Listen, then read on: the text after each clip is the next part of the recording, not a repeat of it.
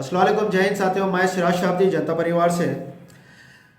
यहाँ पर जो गुलबर्गा में जो यहाँ पे गुलबर्गा की जो सियासत चल रही, चाहे वो बीजेपी रहे जब या फिर अब कांग्रेस है, इनकी जो सियासत चल रही ये एक डिक्टेटरशिप सियासत चल रही, जहाँ पर जब कोई एक्टिविस्ट या कोई एक इंसाफ परस्त इंसान, जब एक ऑर्गेनाइजेशन जब एक गरीब और मजलूम को हक दिलाने के लिए जब लड़ते हैं तो वो लोगों के ऊपर फैब्रिकेटेड केसेस को बुक किया जाता है, डिपार्टमेंट की तरफ से एफआईआर किया जाता है, उनको परेशान करते हैं, उनके कारोबार पे रेड डालने लगा रहे हैं आजकल। तो ऐसे बहुत सी चीज़ें हो रही हैं जो हम लोग पर्सनली हम लोग भी ये चीज़ को फेस किए सो है हम लोग।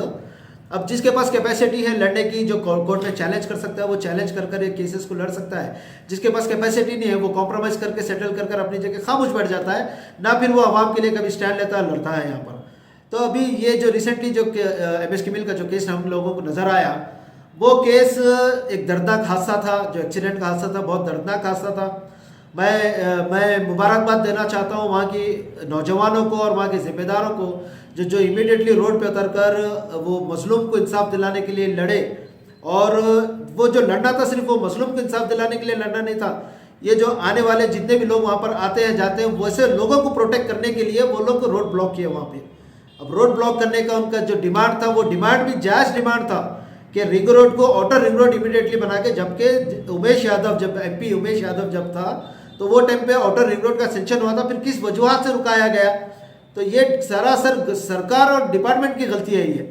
और जब हेवी व्हीकल जब रोड पे उतरते हैं तो आरटीओ का काम रहता है कि हेवी व्हीकल्स के जो ड्राइवर्स हैं उनको चेक करना, एदर दे हैव ड्रंक और नॉट, ये सब चेक कर कर भेजना रहता।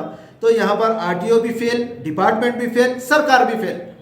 और उसका नतीजा जब आवाम रोड पे उतरती है तो उनके ऊपर एफआईआर बुक करते हैं। यहाँ पर एफआईआर बुक कर कर उनके ऊपर प्रेशर बिल्ड कर कर उनको डराने की कोशिश की जाती है यहाँ पर। मगर यहाँ के सियासतदान आप लोग भूलो मत, जितने भी गुलबर्गा में सोशल एक्टिविस्ट है या हॉनेस्ट पॉलिटिशियन है, वो लोग आपके ये खोखले डरावर से डरने वाले लोग नहीं है, ये ना हम डरने वाले लोग हैं। यहाँ पर आप जितने केसेस बुक करेंगे डेफिनेटली हम उसको चैलेंज करेंगे, हम लड़ते जाएंगे। और मैं वहाँ के नौजवान एमएस किमिल के नौजवानों को मैं कहना चाहता हूँ, वो लोग तो डरने वाले लोग नहीं है। ये बोकस केसों से, ये फेक केसेस से या तुम्हारी एक सियासत से, ये घटिया सियासत से वहाँ की आवाम डरने वाली आवाम नहीं है, वहाँ के नौजवान डरने वाले नौजवान नहीं है। मगर आप अपनी तरफ से जो कोशिश करना है कर लो। मैं ये लिख के देता हूँ मैं कि अब यहाँ के गुलबर्गा के नौजवान उठे हुए, आप लोगों की गंदी सियासत को समझ चुके हैं और आने वाले वक्त में आप लोगों को घर पे बिठाएंगे हम लोग, याद रखिए। डेवलपमेंट के नाम पे जिस तरीके से आप कारोबारियों को परेशान कर रहे हैं, गरीबों को परेशान कर रहे हैं, डेवलपमेंट कम, ये कमीशन का बिजनेस ज़्यादा चल रहा है यहाँ पर।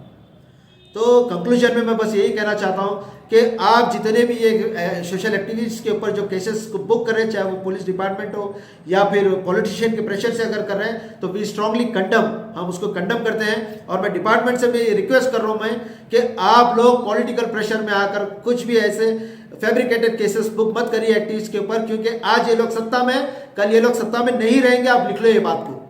अब जब ये लोग सत्ता में नहीं रहेंगे तो हम जैसे नौजवान सत्ता में रहेंगे, उसके बाद हम लोग इसके ऊपर बराबर कार्रवाई करेंगे और we will drag everyone in court. इन सबको हम कोर्ट में खींचेंगे, कोर्ट में खींचकर वहां पे फैसला करेंगे क्या आप लोग सही थे, क्या हम लोग सही थे।